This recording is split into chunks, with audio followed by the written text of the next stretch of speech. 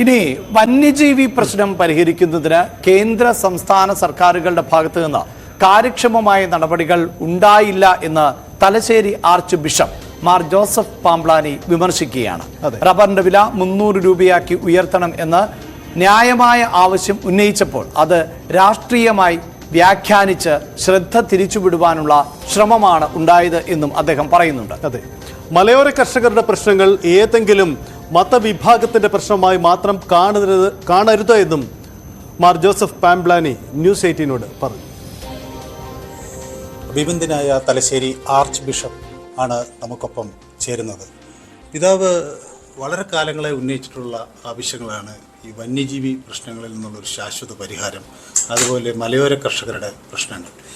ഇതൊക്കെ ഈ കാലങ്ങളായി ഇങ്ങനെ ആവശ്യപ്പെടുമ്പോഴും അത് വേണ്ടത്ര രീതിയിൽ ഗൗരവത്തോടെ സർക്കാരുകൾ എടുത്തിട്ടുണ്ടോ? അതിലൊരു പരിഹാരം അടുത്ത കാലത്തുണ്ടാകും എന്നൊക്കെ ഒരു പ്രതീക്ഷയ്ക്ക് വകയുണ്ടോ? ഞങ്ങളുടെ ആവശ്യങ്ങൾ ഞങ്ങൾ പല വേദികളിൽ, പ്രത്യേകിച്ച് കേന്ദ്ര സർക്കാരിൻ്റെയും കേരള സർക്കാരിൻ്റെയും മുൻപിൽ മാറി മാറി ഉന്നയിച്ചിട്ടുള്ളതാണ് മലയോര കർഷകരുടെ വിഷയം. അത് ഏതെങ്കിലും കക്ഷി രാഷ്ട്രീയത്തിൻ്റെയോ അല്ലെങ്കിൽ ജാതി മത ചിന്തയുടെയോ പരിണിതഫലമായിട്ട് ഉന്നയിക്കുന്നതല്ല, മറിച്ച് ഒരു പ്രദേശത്തെ സാധാരണ മനുഷ്യർ, അത് ജാതിക്കും മതത്തിനും രാഷ്ട്രീയത്തിനും അതീതമായി ഒരു ജനതയുടെ നിലനിൽപ്പിൻ്റെ പ്രശ്നമാണ് ഞങ്ങൾ ഉന്നയിക്കുന്ന വിഷയങ്ങൾ. പ്രത്യേകിച്ച് വന്യമൃഗശല്യം എന്ന് പറയുന്നത് ഇവിടെ കൃഷി ഒരു ഉപജീവന മാർഗമായി സ്വീകരിക്കുന്നവരാണ് മലയോരത്തെ 80% വരുന്ന മനുഷ്യർ. അവരുടെ ഉപജീവനം അസാധ്യമാക്കുന്നത് ഈ വന്യമൃഗങ്ങളുടെ ഉപദ്രവമാണ്. അതിന് പരിഹാരം വേണം എന്ന് ഞങ്ങൾ ആവശ്യപ്പെടുന്ന അടിസ്ഥാനപരമായ വിഷയമാണ്. കാരണം കൃഷി ചെയ്യാൻ പറമ്പിൽ ഇറങ്ങാൻ മേലാത്ത അവസ്ഥ നിലനിൽക്കുന്നു. ഇതിന് പരിഹാരം കണ്ടെത്തുന്നതിന് സർക്കാരുകൾക്ക് നിയമ തടസ്സങ്ങളാണുള്ളത് എന്ന് പറഞ്ഞ് അവർ പരസ്പരം പഴിചാരി രക്ഷപ്പെടുന്നതല്ലാതെ 1972 വന്യജീവി സംരക്ഷണ നിയമം ഭേദഗതി ചെയ്യണമെന്നാണ് കേരള സർക്കാർ പറയുന്നത്. കേന്ദ്ര സർക്കാരിനോട് പറയുമ്പോൾ അവർ പറയുന്നത് ഉപദ്രവകാരികളായ മൃഗങ്ങളെ, വന്യജീവികളെ നിയന്ത്രിക്കാനും ഇല്ലായ്മ ചെയ്യാനും കൊന്നൊടുക്കാനുമുള്ള പ്രൊവിഷൻ 72 വന്യജീവി നിയമത്തിൽ തന്നെ ഉണ്ട്. അതുകൊണ്ട് അതെന്തുകൊണ്ട് സംസ്ഥാന സർക്കാർ ഉപയോഗിക്കുന്നില്ല എന്ന മറുചോദ്യമാണ് അവർ ചോദിക്കുന്നത്. ഏതാണെങ്കിലും ഈ രണ്ട് സർക്കാരുകളും മലയോര കർഷകരുടെ ആവശ്യങ്ങളോട് ക്രിയാത്മകമായി പ്രതികരിക്കുന്നില്ല എന്ന ഒരു വികാരവും ഞങ്ങൾക്കുണ്ട്. മറ്റൊരു പ്രധാന വിഷയം പിതാവ് ഉയർത്തിയത് ഈ റബ്ബറിൻ്റെ ഒരു വിലയാണ്. അതന്ന് വലിയ രാഷ്ട്രീയ ചർച്ചയൊക്കെ ആവുകയും ചെയ്തിരുന്നു. പക്ഷെ അതൊരു പൊതു യാഥാർത്ഥ്യമാണ്, മനുഷ്യരുടെ ഉപജീവനവുമായി ബന്ധപ്പെട്ട വിഷയമാണ്. ആ വിഷയത്തിൽ എന്താണ് ഇനി തുടർന്ന് ഒരു നീക്കമുണ്ടാകും എന്ന് കരുതേണ്ടത്? റബ്ബറിൻ്റെ കാര്യം അന്ന് ചർച്ചയായപ്പോൾ തന്നെ ഞാൻ പറഞ്ഞിരുന്നു ഞങ്ങളുടേത് രാഷ്ട്രീയ നിലപാടല്ല എന്ന്. ഇന്ന് ഞാൻ ആ നിലപാടിൽ ഉറച്ചു നിൽക്കുന്നു. റബ്ബർ കർഷകന് അവൻ്റെ അധ്വാനത്തിന് 300 രൂപ എങ്കിലും കിലോയ്ക്ക് റബ്ബറിന് വില കിട്ടണം എന്നുള്ളത് കർഷകൻ്റെ അതിജീവനത്തിന് വേണ്ടിയുള്ള ന്യായമായ ആവശ്യം മാത്രമാണ്.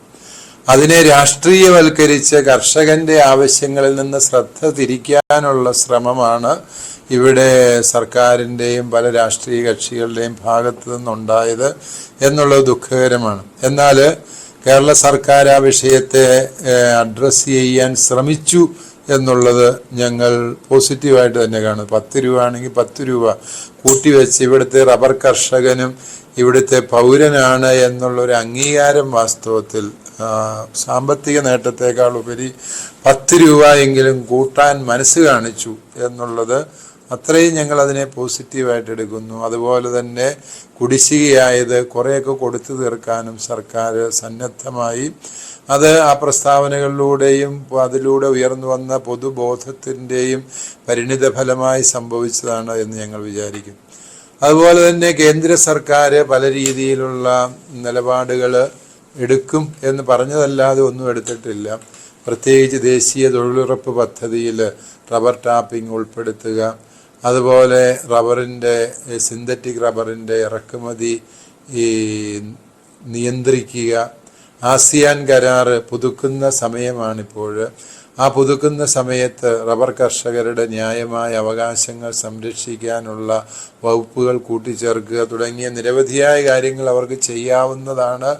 ചെയ്യുമെന്നവർ പല വേദികളിലും വാക്ക് തന്നതാണ് എങ്കിലും ഇതുവരെയും ഒന്നും ചെയ്തിട്ടില്ല. ചെയ്യാത്തിടത്തോളം കാലം കർഷകരുടെ ആവശ്യങ്ങൾ വനരോധനങ്ങളായി നിലനിൽക്കുകയാണ് എന്ന് പറയാതെ നിവൃത്തിയില്ല. ഈ വനരോധനങ്ങളായി ഇത് നിലനിൽക്കുന്നതിൻ്റെ ഒരു കാരണം ഒരു സമ്മർദ്ദ വിഭാഗമായി മാറാൻ കഴിയാത്തത് കൊണ്ടാണ്, അല്ലെങ്കിൽ ഒരു കൺസോളിഡേറ്റഡ് വോട്ട് ബാങ്കായി മാറാൻ കഴിയാത്തത് കൊണ്ടാണോ? എന്തുകൊണ്ടാണ് അങ്ങനെ ഒരു സമ്മർദ്ദം ചെലുത്താൻ ക്രൈസ്തവ സമൂഹത്തിന് കഴിയാതെ പോകുന്നത്?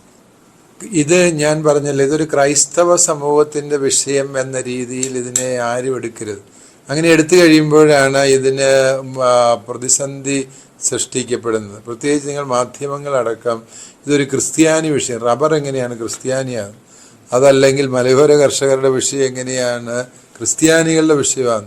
ഓക്കെ, അത് ക്രൈസ്തവരുടെയും വിഷയമാണ് എന്ന് പറയുന്നത് സത്യമാണ്.